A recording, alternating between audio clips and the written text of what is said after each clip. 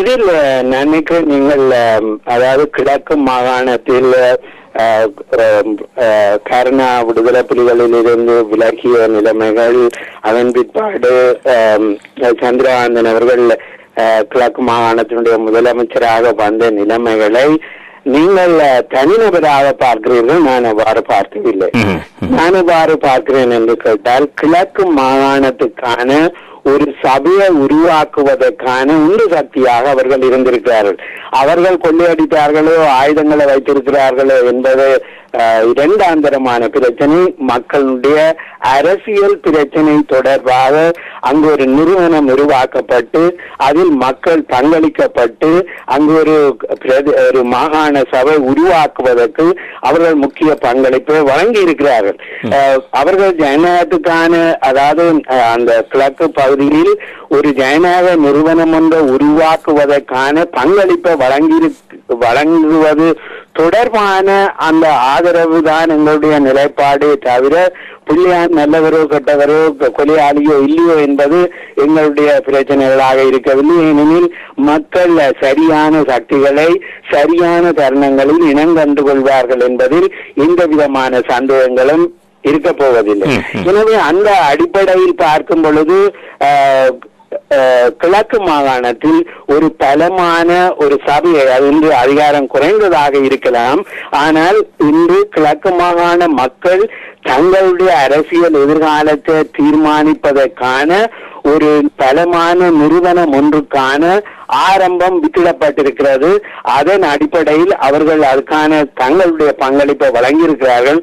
அந்த அந்த அந்த மட்டத்தில் அது மட்டும்தான் எங்களுடைய அந்த மட்டத்தில் தான் அவர்களை பற்றிய ஆதரவும் விமர்சனங்களும் உண்டு.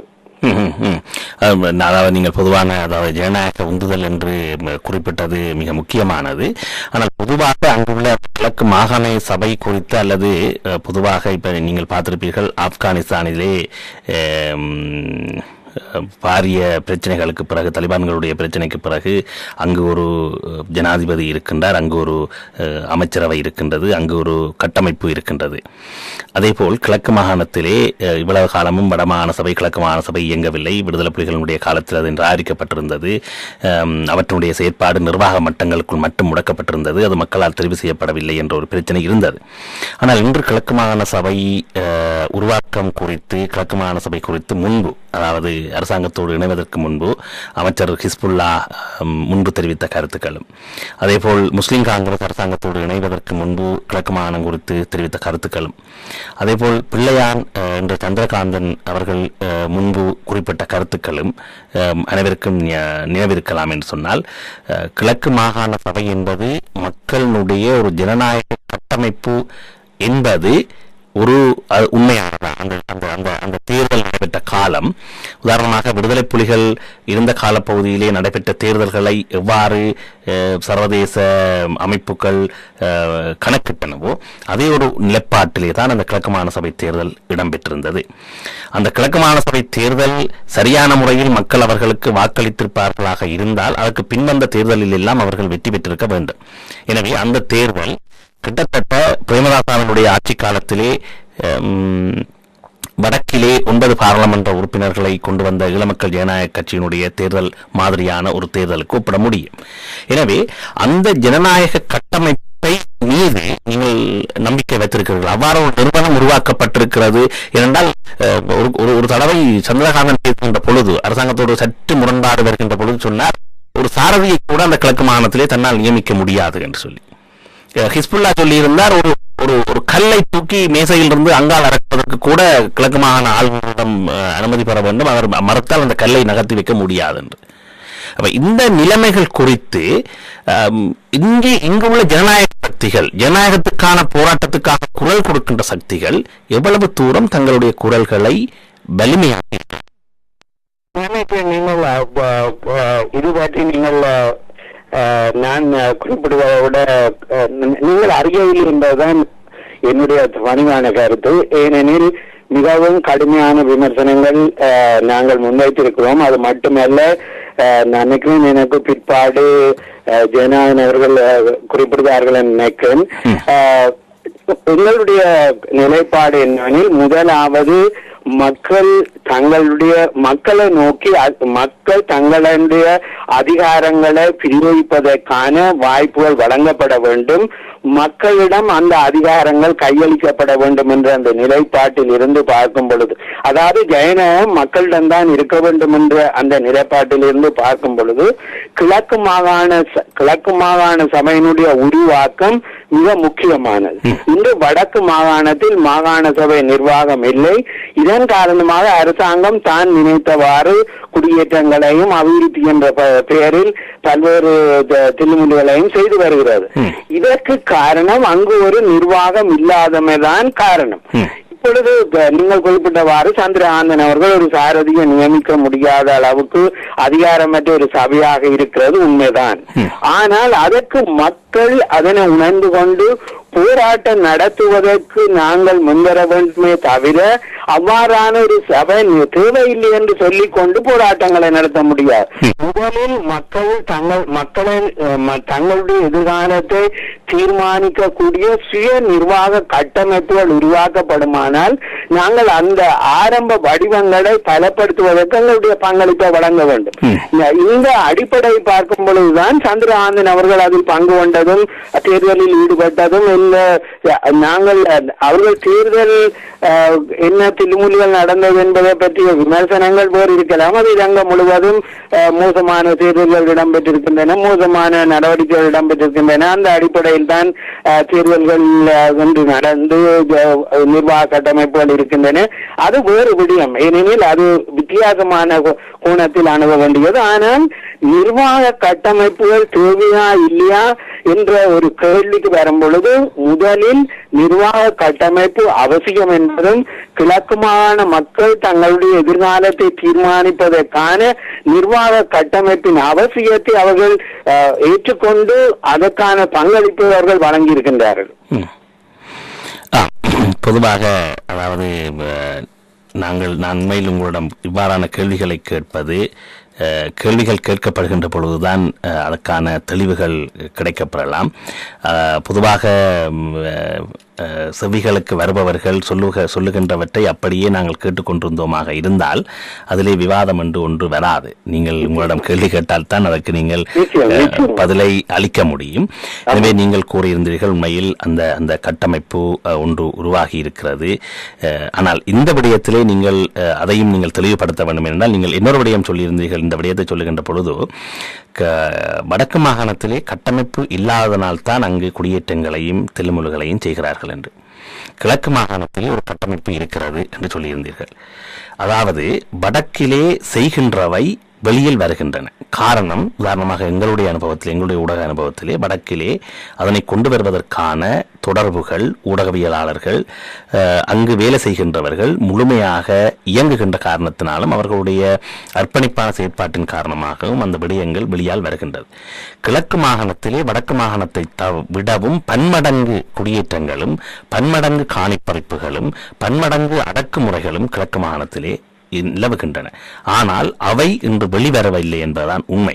நீங்கள் அதாவது கேட்டு பார்த்திருக்க திருசடை என்பவர் எழுதின கட்டுரைகள் எங்களுடைய இணையத்தில் கூட இருக்கின்றது. கிழக்கு மாகாணத்தில் எவ்வாறு திட்டமிட்டு காணிகள், தமிழ் மக்களுடைய காணிகள், பாரம்பரிய வரலாற்று இடங்கள், ஆலயங்கள் என்பவையெல்லாம் எவ்வாறு திட்டமிட்டு பறிக்கப்படுகின்றது. அதாவது கிழக்கு மாகாண சபையினுடைய அனுமதியுடனே அல்லது வற்புறுத்தலினோடு பல காணிகள், பல வயல்கள் முஸ்லிம் மக்களுடைய காணி, இந்த முஸ்லிம் தரப்புகள் அரசாங்கத்தோடு இணைந்ததனால் அதை பற்றி பேசாமல் இருக்கிறார். முஸ்லிம்களுடைய பெருமளவிலான காணிகள், பெருமளவிலான வயல்கள், அவர்களுடைய விவசாய நிலங்கள், அவர்களுடைய வழிபாட்டு தலங்களை உள்ளடக்கிய காணிகள் பல இன்று பறிமுதல் அல்லது இராணுவத்தினுடைய குடும்பங்கள், அவர்களுடைய உறவினர்கள் கொண்டு போய் குடியேற்றப்பட்டிருக்கிறார்கள். எனவே அங்கு கட்டமைப்பு இருப்பதனால் இவை மீது ஒரு அழுத்தம் காணப்படுகின்றது என்பதை நீங்கள் ஏற்றுக்கொள்கிறீர்களா? உண்மையில் இது தொடர்பாக நான் கூறுவதாக இருந்தால், கிழக்கு மாகாண சபை, அதாவது இலங்கை இந்திய ஒப்பந்தத்தின் பின்னர் உருவாக்கப்பட்ட மாகாண சபையிலே உறுப்பினராக இருந்த இரா துரரண்ணம் அவர்கள் இப்பொழுதும் மாகாண சபையினுடைய உறுப்பினராக இருக்கிறார். அவரோடு நான் அடிக்கடி நெருங்கிய தொடர்பு கொண்டவன். அவரோடு பல பிரச்சனைகள் தொடர்பாக விவாதித்திருக்கிறேன். அவருடைய கருத்துக்களின்படி அவர் இப்பொழுது அங்கு அந்த அங்கு பிரச்சனைகள் இருக்கின்றன. அதுக்கான மக்கள் இயக்கங்கள் போதுமானவையாக இல்லை. ஆனாலும் கூட இந்த பிரச்சனைகளினுடைய பொதுவான நிலை, அதாவது பொதுவான எந்த திசையை நோக்கி இவர்கள் இழுத்து செல்லப்படுகின்றன என்பது குறித்து அங்கு வாழுகின்ற தமிழ் மக்களும் முஸ்லிம் மக்களும் தெளிவாகவே உணர்ந்திருக்கின்றார்கள். அங்கு வாழுகின்ற முஸ்லிம் தலைமைகளும் தமிழ் அரசியல் தலைமைகளும் இதற்கான பாதுகாப்பு ஏற்பாடுகள் அவசியம் என்பதை தெளிவாக உணர்ந்த காரணத்தினால்தான் முஸ்லிம் காங்கிரசுக்கும் தமிழர் தேசிய கூட்டமைப்புக்கும் இடையே குறைந்தபட்சம் ஒரு புரிந்துணர்வு அவசியம் என்பதை அவர்கள் தெளிவாக உணர்ந்திருக்கின்றார்கள். அவர்களுக்கிடையே பல்வேறு கருத்து முரண்பாடுகள் இருந்தாலும் கூட கிழக்கு மாகாண நிர்வாகத்தில் முஸ்லிம் மக்களும் தமிழ் மக்களும் இணைந்து செயற்படுவதன் மூலம்தான் அந்த பிரதேசத்தில் காணப்படுகின்ற இந்த சட்டவிரோத நடவடிக்கைகளுக்கு எதிராக செயற்பட முடியும் என்பதை அவர்கள் தெளிவாக உணர்ந்திருக்கின்றார்கள்.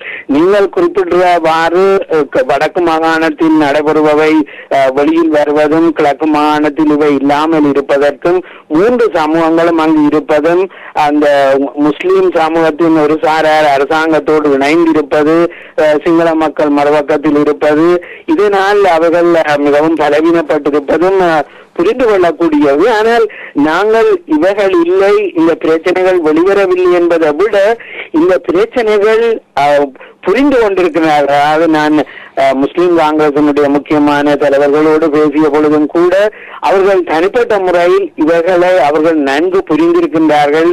ஆனால் அந்த அவர்கள் அரசியல் தலைவர்கள், அவர்களுக்கு அரசியல் நலன்களும் இருக்கின்றன. எனவே அவர்கள் இந்த முடிவுகள் செயற்பாடுகளை மிகவும் வித்தியாசமான விதத்திலே கையாளுகிறார்கள். இதனை நாங்கள் புரிந்து கொள்ள வேண்டும். அதாவது ஊடகவியலாளர்கள் என்ற வகையில் நாம் இவற்றை வெளியில் கொண்டு வருவது வேறு, அரசியல் தலைவர்கள் அரசியல் செயற்பாட்டாளர்கள் இந்த பிரச்சனைகளை அணுகுவதும் செயற்படுவதும் வித்தியாசமாகவே இருக்கின்றன. சிவலிங்கம் அவர்களே, உண்மையில் நீண்ட நேரம் உரையாடி இருக்கிறோம். இந்த உரையாடல் என்பது ஒரு குறுகிய நேரத்தில் இவை தொடர்பாக விவாதிக்க முடியாது. இன்னும் பலர் இருக்கிறார்கள், அதாவது பேசுவதற்கு இன்னும் பலர் இருக்கிறார்கள். ஆனால் நீங்கள் நீண்ட நேரம் இவ்வாறான கேள்விகளை நிதானத்தோடு அவற்றுக்கான உங்கள் பதில்களை தெளிவாக தெரிவிக்கின்ற ஒரு முறைமை பாராட்டத்தக்கது. தொடர்ச்சியாக நாங்கள் விவாதங்களுக்கு உங்களை இணைத்துக் கொள்வோம். கடந்த காலங்களில் விவாதங்களுக்கு உங்கள் போன்றவர்களை இணைக்காததுக்கு எந்த அரசியல் காரணங்களும் இல்லை. ஆனால் ஊடக போட்டிகள் வரக்கூடாது என்ற காரணத்தினால் சில விடயங்களை தவிர்த்து வந்தேன். முரண்பாடுகள் வரக்கூடாது என்பதற்காக தவித்து வந்தேன் என்றால், நீங்கள் சில ஊடகங்களிலே நண்பர் ராம்ராஜனுடைய ஊடகத்திலே தொடர்ச்சியான ஒரு ஆய்வாளராக இருந்திருக்கிறீர்கள், ஜெகநாதன் போன்றவர்கள் எல்லாம் இருந்திருக்கிறீர்கள்.